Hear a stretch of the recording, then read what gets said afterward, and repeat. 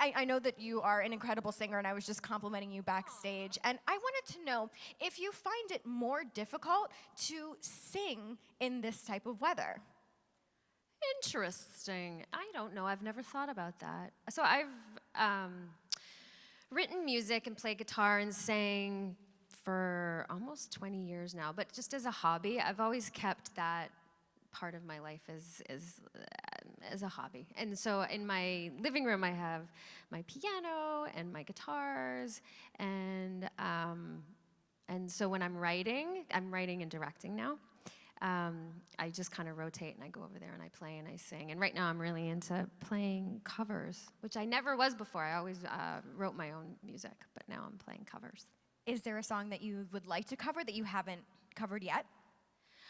I just learned 2 days ago, Supertramp, Give a Little Bit. You know that song? Yeah. Such a fun one. The vocal range of it's super fun. And then I just learned, have you ever seen The Rain? I think it's Creedence Clearwater. Yeah, that's a fun one to sing too. Yeah, I like to do a little Sinead. Anyway, yeah. As long as you're not ripping up the picture of the Pope, then. Right? No. Okay, so. Not in my living room.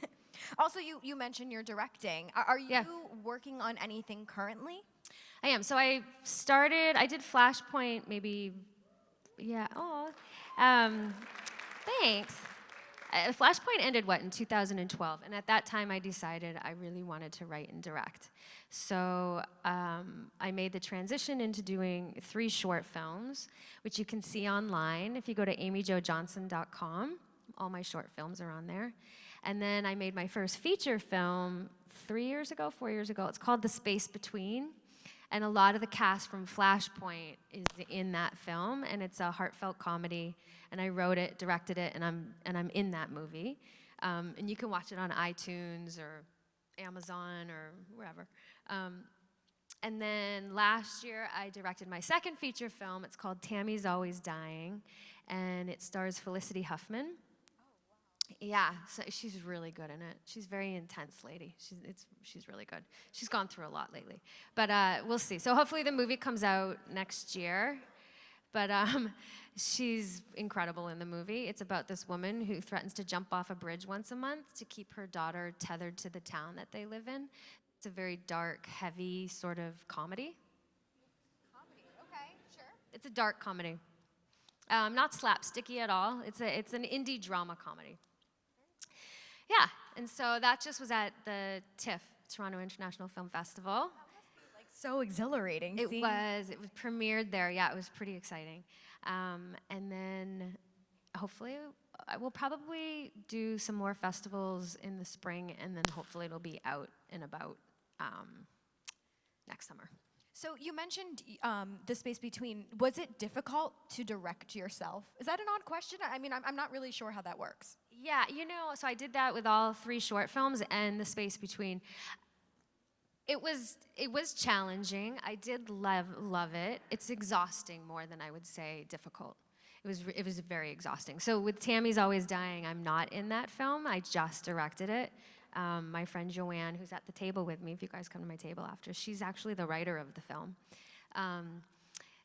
I found it very freeing and relaxing to not have to go through hair and makeup and learn my lines and worry about that stuff. It was really nice to just focus on the directing aspect.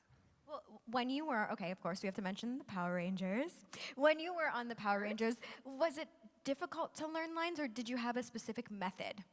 I was always really good at short-term memory. My long-term memory is awful, still to this day. But I have really good short-term memory. So on a whim, or if we get thrown lines last minute, I can learn them really quickly. But then I will not remember them the next day for the life of me. But so that was always okay, the learning of the lines part. And I wanted to ask, because I feel like I grew up with the Power Rangers, which I think most of us have, right? And not to be biased, but you were my favorite. And I felt like your character really had a big character change, from beginning to end. What would you say would be the? I feel like you grew up a lot. Like when I was growing up. Personally, right. I literally just got into Los Angeles when I got cast in the role as Kimberly in Power Rangers, I was there for 6 months. That was it. And then, so that was the first sort of 2 years of my life in Los Angeles, was on that show. So I think I did grow up in a lot of ways while I was there. Well, what would you say would have been the biggest like character arc for your character? I always got excited when I would get a script that was, I would be teamed up with David Yost, and we'd like do the switching places, or Power Punks, or what were other ones? We always got teamed up together, me and David, for some reason. And I always loved that, because then it was, I got to really play and sort of make up characters, and he'd always copy my character. No, that's not nice, David. He's one of my best friends in the whole world. I love that guy.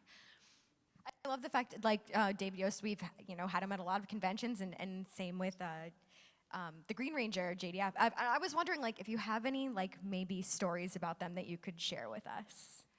Oh, well, I have lots of stories. I don't know if I should share them. No, I'm just kidding. So David Yost is one of my best friends in the whole world. Now he's kind of like family. Every summer, we rent a cottage together with another friend of ours. And I just love seeing David, because seems like the straightest guy. Well, he's gay, but he seems like...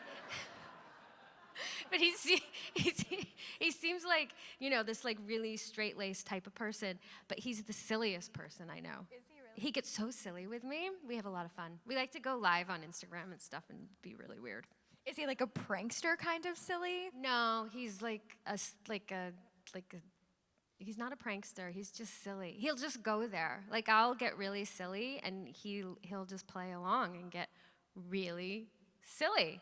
If you go on YouTube, and if you go to my YouTube channel, I don't know what it's called, but there's... Do they have names? I was trying to... Anyway, there's a video of me and Jason like a couple of years ago. Oh, no, it was on Facebook. Did you guys see the live video we did where I pretended that I left the camera on? No. Yeah, I was pretending. But the camera was left on, and then I started cooking dinner with David, and then I started dancing around his kitchen and stuff. We did it for like an hour, you guys. I had people texting me, "You're still live! You're still live!" And I was like, this is so fun. But he did it. Oh, and I made him wear the Blue Ranger suit throughout the whole thing. So the video started, and I'm talking, and in the background, he's in his Blue Ranger suit cooking dinner. And he did it. This is like 3 years ago. Did anybody see that video? If you go to my Facebook page, it's somewhere in the videos. It's really funny. Okay, well, right after this panel, that's what we're all going to do. That is your homework assignment. It's really funny, because we just pretended that, like, he just wears that at home when he cooks. Just likes to wear the suit. Maybe he has like a pajama version of it, like before he goes. Oh, it was the suit. He was like in full spandex cooking. I love that. So before we open it up to questions from the audience, obviously coming to these conventions, we're given the chance to talk to people that we admire and we love their work. And I was wondering if you have any fan interaction from a convention that maybe stands out to you as being special when someone had the opportunity to meet you. Oh my gosh, so many. I've just found in the last 5 years I started doing conventions for a lot of different reasons. One of the biggest things for me is to promote being a writer and a director now in like my new career. Anyway, that has nothing to do with the question you asked. But I've found in doing that, surprisingly enough, of meeting so many interesting, beautiful people with these stories that are so touching. I met this one guy, I think it was last year. I don't remember which convention it was, but he was so sweet. He was in a wheelchair, and he came up and he said to me that, his name was Matt, and he said, when I was younger, I was bullied a lot, and I didn't know how to laugh back then. And he said, and then watching Power Rangers really changed his life, and then he thanked me for helping him learn how to laugh. Stop it. Like, that is just the most beautiful thing I'd ever heard in my entire life. I was like, wow, and to have got this job as just off the bus, literally from, the East Coast to Los Angeles and randomly auditioning for this job as a Power Ranger and having absolutely no idea the impact and how much it would influence and help kids at that time. I really had no idea. Like it was kind of like college for us. We partied a lot, and we're just like we didn't know the impact that the show was making on kids. And it's really been really lovely and nice to see in the last 5 years getting to meet people who watched the show and grew up with the show and hear stories of how much the show helped people. Like a lot of times I hear people's parents were going through divorces and the show help them, or a lot of people came out, like they realized they were gay through the show, like there's been so many really cool stories, and it almost feels like this like free karma, if that makes any sense, in a way, because it wasn't my intention in getting that job, but I feel very blessed to have been a part of something that did touch so many people. For me, I think it was that it was okay to like be a woman and be badass, Like I think that's what Power Rangers taught me. Yeah, I hear that a lot. I think that's really, really cool. I love that. Okay. Yeah. So if it's okay with you, we're going to take some questions from the audience. Sure. I think we already have our first willing victim. So any questions that you have, now is your opportunity to ask. So, all right. Go right ahead. I have two. The first one, what was it like to be caught on fire during filming of Power Rangers? I did tell that story before, and then I saw something came out like recently where it was like all these like crazy things that happened on the show, right? And they were actually all true. That was kind of scary. I was with David. We were doing Switching Places, and I remember that machine that they had over our head. All of a sudden, there was like smoke going on, and then flames. And then me and Jason and David are like, oh my God. Yeah, so what was that like? It was really scary. It was like really scary. But anyway, we survived, we were fine. Clearly, yeah. And then, Those non-union shows. People may not know, but Mariska Hargitay was, I believe, Dulcia in the Power Rangers movie. What was it like to work with her? And it was incredible. So Mariska shot the whole movie. We shot literally the whole movie with her, and then they replaced her with the other lady. I can't remember her name, but she was lovely too. What was her name? The woman who actually played Dulcia. Yeah. Get on that. Somebody IMDb it. Anyway. So I don't know what happened, why they replaced Mariska with this person. she said on Late Night with Seth Meyers the other day that she was continually shooting and she wanted to go home for the holidays, and when she did, she was like, yeah, don't come back. Because it was shot in Australia. It was, but we had shot for like 3 months already. I remember it was so crazy, and she was so good. I loved her. And then she went on to become like the highest paid TV actress of all time. And it was like, what were they thinking? Although the other woman who played the role was fine as well. Anyway, I loved her. I thought she was a lot of fun. Gabrielle. Oh, yeah. Gabrielle. She was Australian, so it must have been cheaper. Probably is what it all came down to. Anyway, I really liked Mariska a lot. Thank you. Whoops. Hello. What do you think of the landscape of strong females or female heroes on TV is now compared to when Power Rangers came out? Yeah, I think it's pretty great now, right? I think I feel like there's been such an evolution and change to so many things in the last, like, really 5 years.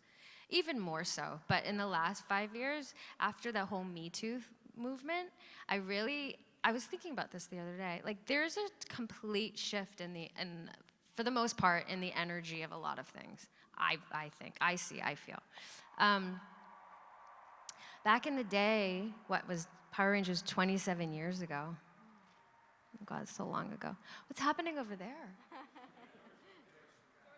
Not as important. Oh, Are God, you a who's Star that? Trek fan? Oh, Sulu? oh, should we go? I think we should. That's where everybody is. The whole convention floor is empty. They're all there. Let's Go, guys. No, what was I answering? Women in TV. Who? Women heroes in TV.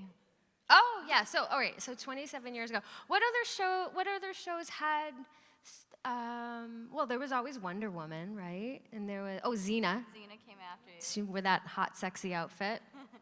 Now we have Batwoman. Sorry, Jesus. What was it? Now we have Batwomen and all Yeah, the and that DC. show Supergirl. Me and my daughter, she's 10. I love that show. And I'm not answering your question properly, but I don't really have the right answer. But I think things have evolved. That's okay. So my first exposure to Power Rangers was going into kindergarten, and there was a girl in the classroom that had a pink Power Ranger action figure, and I thought it was the coolest thing. So what was it like to not only have an action figure of your character, but having your entire likeness? Was that wild? Oh, you mean that recent one, that little doll that just came out? Or the old one with Or the the flipping old head? one. Well, that one didn't look like me at all. But there's one that just came out, the lightning thing. That actually is like my little hairdo and everything. I'm like, whoa. Yeah, the whole thing, the whole Power Ranger experience for me, the fact that it still is as popular as it is, and the impact that it made on people, and that there's these little dolls and stuff, still is very surreal to me. And it's just sort of like, oh, right, that's me. So weird. Yeah, my daughter feels the same way as I do. Have you like collected your dolls? So I have a little in my closet in my bedroom. With that, the closet door stays open. Anyway, you don't need to know about my bedroom. But I do things that people give me. My favorite things. I have like a whole little. I have them all on these shelves and stuff. Because there's some really cool artwork that people make, and little figurines and things and stuff. So I save them. That's awesome. Yeah. Good to know. In my closet in my bedroom. My question is, with your experience as an actor on Power Rangers, has that impacted your style of directing and writing? Say like, oh yeah, I know how to treat these actors because I was them at one point and such. Yeah.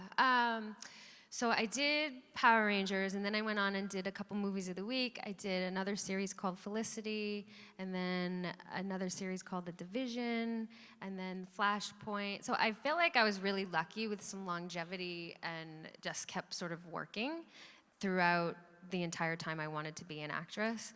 And yes, even from that first show doing Power Rangers, I didn't know how to hit a mark, you know? Like, I learned how to hit a mark. Like, you learn so much being on a set. And I do always think and say that one of the things I did learn as well was respect for the crew. And that took a couple years. I think that takes a little bit of time for young actors to understand that it's not all about you. Actually becoming a writer and a director, I realize it has nothing to do. No, that's not true. That's not very nice. It's like, it's just one piece of the puzzle, right? The actors are what everybody gets to know, but to actually make a TV show or make a movie, there's so many jobs. It's like a whole community of people that have talents for specific things, and there's a respect that has to happen for it all to flow and to work properly. And sometimes it's sad when actors forget that, and they might think it's all about them, when it's absolutely not. It takes everybody. But at the end of the day, it's their face, and that's who people are going to know and get from the show. Mm-hmm. Answering your question, I learned so much all through the years. I love growing and learning, and yeah, it was very helpful. All right, thank you. Very long-winded answers I'm giving, but okay. So for when working together with people for so long, like on Power Rangers, you tend to form a family unit. And families tend to pull pranks on each other sometimes. So did you guys ever pull fun little pranks on each other? That JDF likes to pull pranks. I feel like I'm pranked right now. No, I'm just kidding. With his big panel yesterday, we should have done it together. Anyway, I would like to I have see that. residual frustrations over the panel yesterday. I would have loved to be there. Did you guys go to the panel? Shouldn't we have done it together? Yes. For the love of. Anyway, we're here now. That prankster. Look at him. No, I'm kidding. He's very funny. And he was probably the biggest jokester on set. Thank you. Was another long-winded answer. We got time. This is your. You're a I'm just honest. I can't help it. songwriter, a director, an actor. Have you always been creative? And when did you kind of get the juice to go that way? And did somebody inspire you to go down that path? When I was about 7 years old, I knew I wanted to perform, but I had no idea in which direction. So when I graduated from high school, I went straight to New York City, and I went to American Musical Dramatic Academy, and I took tap lessons for like the first time. I'm not a tap dancer. Realized that very quickly. Anyway, and then in hindsight, really like driving out to Hollywood and pursuing a career in acting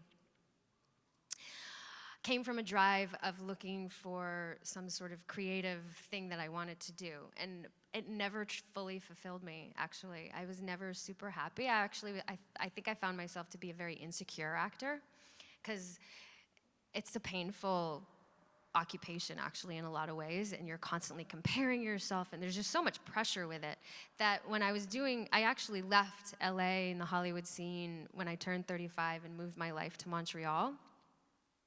Quit everything. But then a show called Flashpoint brought me to Toronto, which I very much enjoyed my experience on Flashpoint. I think I found a lot of confidence that I didn't have before. And with doing that show, I realized how much I wanted to write and direct. And then since switching over to writing and directing, I'm like, this is what I was searching for. This is what I went to Hollywood to do. Not that I regret any of that, because I learned so much and I did enjoy all of those roles. But I feel like I'm actually now finally doing exactly what I set out to do in the first place. Thanks. It's a cool journey, because you Yeah, it started is a off journey. thinking one thing, and then your life led you in a really interesting direction. Imagine if I was good at tap. I mean, who knows where I'd be? Who knows? Tap dancing across the stage right now. Right? I'm terrible.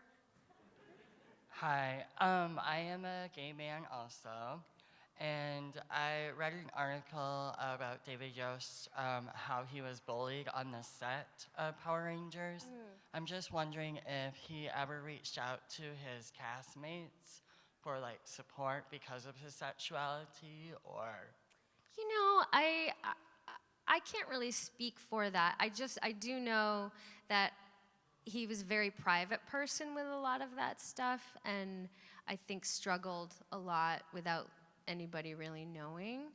And I became like really one of his best friends in the last maybe 10, 15 years. I remember when he came out to me, you know, I think we were like 28, 29, 30, and I was like, yeah, you know. But I don't know, you know, I think he went through a lot that he wasn't a bratty person in any way. You know what I mean? Like, he was just, whatever he went through, which sucked, he went through on his own. Yeah. Thank you. Yep. Static. You're good. Sorry, short person. Hi, I asked a similar question of JDF yesterday, and I'm curious how you'll answer. Obviously, you have a large repertoire of work that you've done over the years, but you are most iconic for being not only the Pink Power Ranger, but the first Pink Power Ranger and one of the first female Power Rangers. And I know a lot of actors who've had such iconic roles have talked a lot about trying to get away from that reputation or having that reputation color the other work they've done. And I'm curious about any experiences or issues or just what your life has been like having that iconic reputation. Right. I think it's been actually like a true blessing, the whole Power Rangers thing. I think maybe if you asked me that 20 years ago, like right after I left the show, I was a bit nervous and had a little bit of a hard time of getting my next job and having the industry take me seriously as an actor. But that was something that I just needed to keep on focusing on plays and acting classes and getting better at my craft. And then I feel very lucky with the career that I had. I feel like I worked consistently for the whole time I wanted to act, which is hard to do. Like, I never became super, super famous, but it also quite frightened me, the thought of fame, in a lot of ways. I'm getting off track of your question. What was it fully? Oh. It was your experience. Oh, did it hinder? Yeah, so now, no, I feel like it's like such a, I almost said fucking cool, but I shouldn't say that here. I'm so sorry. You already said it. You're good. But then I did say it. I feel like it's a really cool, I won't say the F word, again, thing to be a part of. Like, honestly, like it's so, you guys, I'm the pink Power Ranger. It's so weird. Yeah. Like, it's so weird. Sorry, I'm having one of those surreal moments again. Like, what? Anyway, I think it's pretty cool. It's really cool. And I also want to say that I very much appreciate the pink of your scarf. Yeah. Yeah, thanks. Well, going back to what you said earlier, like, you know, obviously you are here because people love all of your work, but now you also get to promote your writing and directing. So I think. Yeah, well, that's what's been so great as well, of like the handoff, because right now I am not acting as a choice, because it's taking every ounce of my creative being, focus, drive, everything to switch careers and create a career as a writer and a director, which is where my passion really lies. So not only doing these Comic-Cons do I get to meet all of these incredible people and hear stories, but in return, it's helping me be able to make that transition, which like is such a blessing and so grateful for. So, like, how cool would it be if we got to watch some of your films, like, at a convention? So I did the Space Between when it came out 2 years ago. I would screen it every Saturday night at each convention. I think I did 10 conventions that year. So I have done that, and I should do that more often. You should. Yeah. Do it. Yeah. Would you guys go? It's hard to get people. Yeah? I found it a little bit hard on a Saturday night Comic-Con convention to get rally people to come and watch an hour-and-a-half movie when there's so many like costume things going on. Like Saturday nights are pretty busy at the conventions, huh? So it's a hard kind of a hard time slot. Anyway, we'll figure it out. But yeah, I would love for you guys to see my movies if you have any interest whatsoever. If you go to amyjojohnson.com, like it's all about my writing and directing now, and all the films are up there. Hi, I was just wondering what it was like filming Suzy Q and also having to be a ghost for most of the movie. Right? I loved that experience.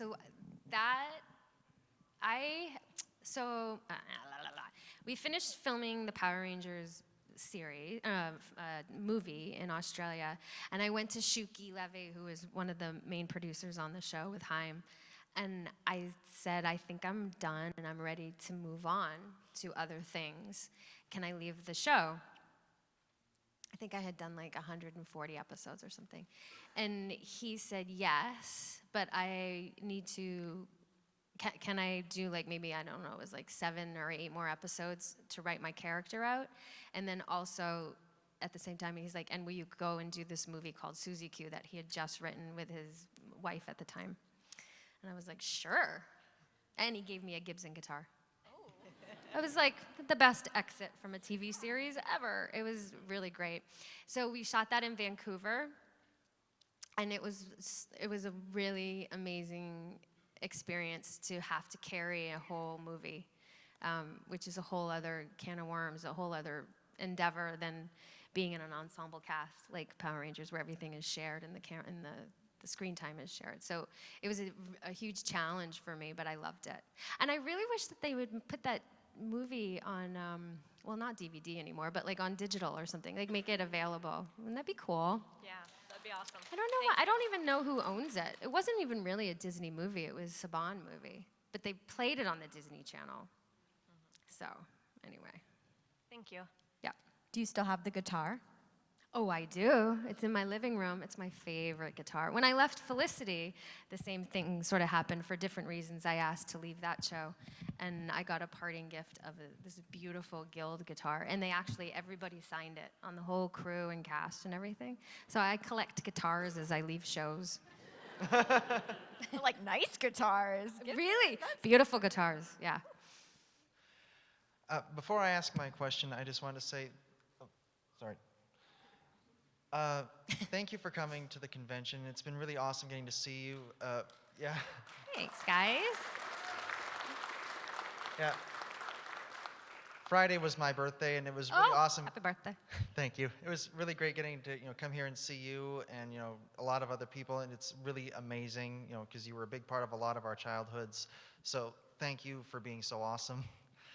My question is, do you ever watch any of the fan tributes on social media or YouTube about you or Power Rangers in general, like Linkara's History of Power Rangers? Because specifically, he talks a lot about what is this? It's a retrospective called History of Power Rangers. It talks about this whole series, and it gives a lot of time to talking about Kimberly's growth as a character and how she was I've never seen it. Okay, so I was just wondering if you'd ever watched any tributes that have been made to you or the show. I haven't watched anything like that. Once in a while, I'll see a fan little tribute thing, which is always kind of cool, like a montage of all the different characters and stuff. Yeah, I've checked them out before, but I don't know what that is. Okay, well, yeah, he also does comic reviews, but yeah, I just wanted to point it out because he gives. Is it on YouTube? It is, yes. Oh, History cool. of Power Rangers. Okay. Yeah, thank you. Cool. I'll check it out. What's up next? What do I do next? Whatever you want. Oh, you guys are enjoying this? Oh, good. I didn't know if you were getting bored. Okay. No, this is. I think I have a photo op next, though, right? Are you guys going to the photo op? Okay. With Jason, and we'll ask him there. Why wasn't at his panel? And why is he not here? He should come to the panel here. Jason, if you're watching, come to the panel, because it's fun. Sorry. I'm going to let this go, you guys. I'm going to let it go. Hello. Hi. Just wondering if you ever were on set and when whoever dressed up as the Megazord, if you ever wanted to be the Megazord fighting the big monster that usually pops up at the end. Did I want to be the Megazord? Yeah. What does that mean? Whoever dressed up as the Megazord and kind of just destroys a mini place. Oh, the thing at the end going like that. Did I ever? No. You didn't want to do that? No. No. Maybe now. That would be kind of fun. Like in a rage room, put on the Megazord thing and Yeah. Sure. All right. Have you wanted to be the Megazord? Maybe when I was 5. Oh. Okay then. The show was already out for about 10 years before I saw it. Oh, okay. Yeah. Well, Yes. Thank you. all right. Hi, my turn. I was wondering, you mentioned that now, especially in the last 5 years, you've seen how much Power Rangers has affected people growing up or going through difficulties and challenges. Has that changed at all how you approach your future work or how you work on stuff now, knowing how much of an effect it can have on people? Yeah, I think I've always sort of had a barometer of what I want to put out into the world anyway. Like, as an actress, horror films and stuff didn't really speak to me. Like, I get really frightened watching horror films anyway. So I didn't really necessarily gravitate towards doing that genre of film as an actress because Gotcha. I didn't know if I would really want to add to that. And as a writer and director, lately in the last year, I get offered scripts to read, to potentially direct, and I'm really figuring out that barometer as being a director as well, and it lies within the same thing. Like, I only kind of like the movie I did, Tammy's Always Dying. I mean, it deals with cancer and suicide. Like, I like taking heavy subjects and then finding a bit of levity in it, because I think in life we go through so much that we do need to be able to find the levity in things and find the humor and be able to laugh even when we're in pain. So I gravitate towards that those types of topics to tackle. But recently I've read a few scripts that have been offered to me to direct that I couldn't wrap my brain around,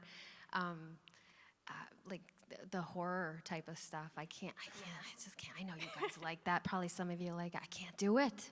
I can't. Anyway, but to make a film, it's going to be a whole year or 2 years of your life. You got to love what you're doing to be able to do it properly. Okay, awesome. Thank you. It was a very long-winded answer again. Sorry. Hi, thank you I'm again gonna for being here. get more precise with my answers. Yeah. Considering all the new comic books and stuff that are coming out and the rebirth that Power Rangers has had within them, I was curious if you've read any of them and your thoughts. Oh, with the boom? Yeah. Yeah. So I like that. What's Kyle Higgins? He's a friend of mine now. I think he's pretty cool. And they sent me all of the comic books. So I have them all. And my boyfriend he loves comic books. So he bagged and boarded them all for me. Oh, that's nice. So they're all put away nice and properly. And I've peeked at them. I'm not like my daughter loves graphic novels and comic books. I wasn't drawn to that when I was a kid, so I don't even know where to begin. Me either. Power Rangers has been that gateway for me into comic books. Oh, yeah? So I was curious, but. Yeah, I have them all. I highly recommend them. Yeah? Thank you. Okay, cool. I'll check them out. Oh, we only have about like 10 minutes left. Oh, okay. All right, just want to say thank you for indulging me yesterday by posing with my lightsabers. I don't know if you remember at the I photo. do. Did the lights come out on there? Because the photographer was like... They did. Yeah, they were he saying was like, that. the lights are going to come out. They came out. They came out. So growing up, you and Tommy were one of my first TV couple. So on a scale of 1 to 10, how good of a kisser was he? Oh. Well. That was a long time ago. I did like those scenes. I know that sounds so silly, but I did. I liked to kiss Jason, sure. It was good. It was good stuff. He wants a 1 to 10 scale, though. Oh, 1 to 10? Yeah. Oh, my. I don't remember. I would have to say... I can't do that, you guys. I can't do that. Hard-hitting question. I almost did do that. Oh, boy. Hi, I'm Jacob, by the way. I just had a original question.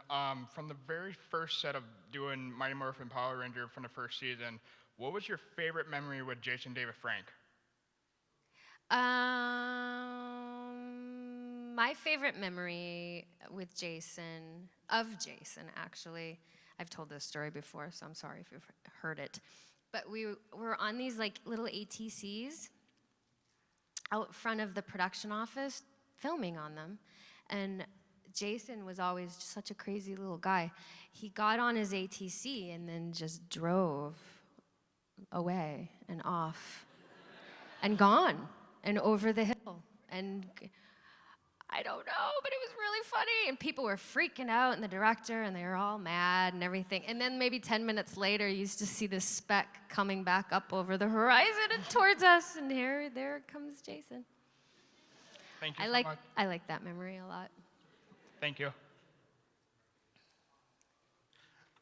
Hi, my name's Randy. I don't know a lot of the history about this, but when Austin, Walter, and I forget the actress's name who played Trini, Twee. Mr. Soul. When they left for financial reasons, I guess they were kind of getting screwed on their salaries, along with everybody, I guess. Well, I don't know the whole story, it's but favored nation, so yeah. Why did you decide to stay on it? So I was, 20, 21? I didn't even have an agent when I got the show. I was very naive. I had just landed in LA, and that was my first acting gig I ever had, and I was pretty psyched to be making $700 a week. And I didn't understand really what it meant to be non-union at that time.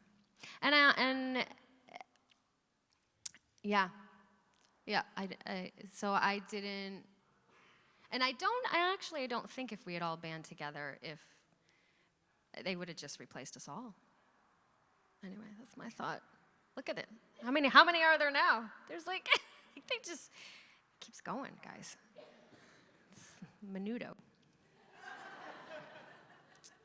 But longer. Or is menudo still around too? No. Oh, right.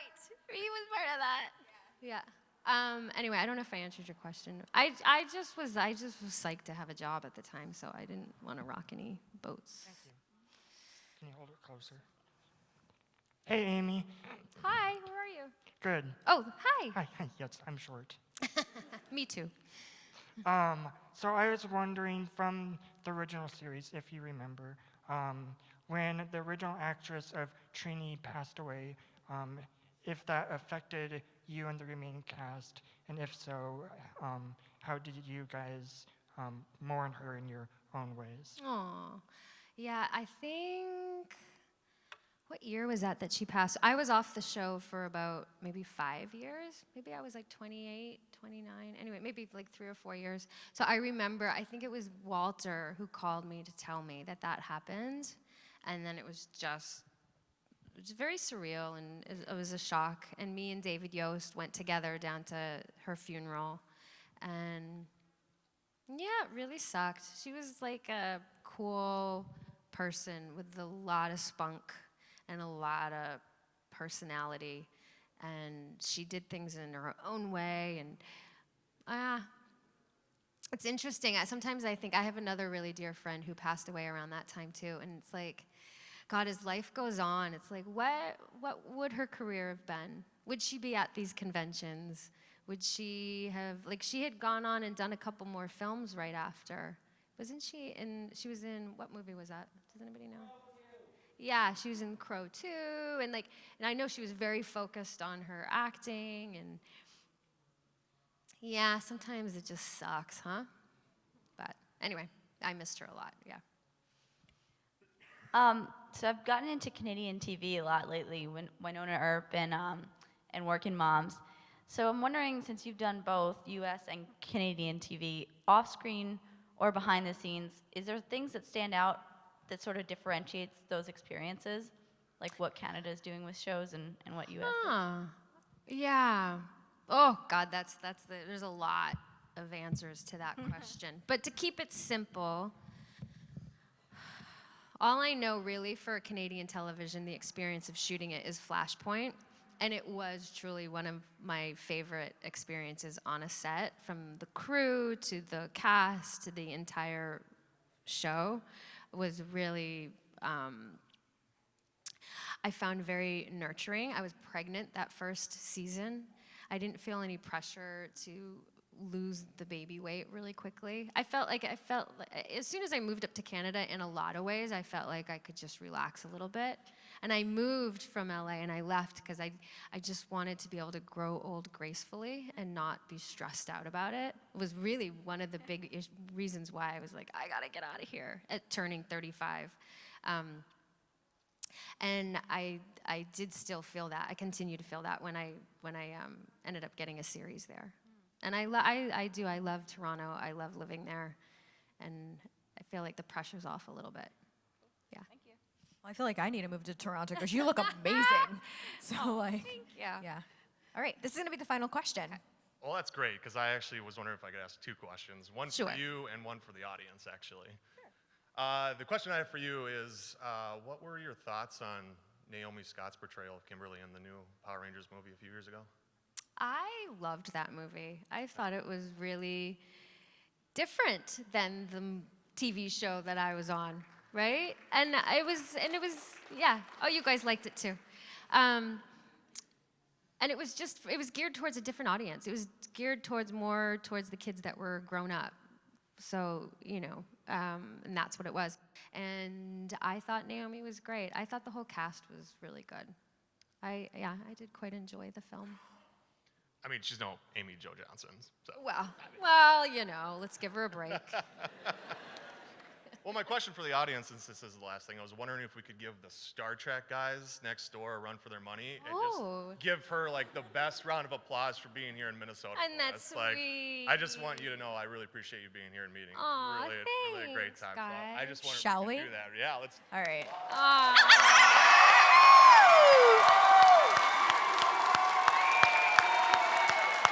Aw, thank you.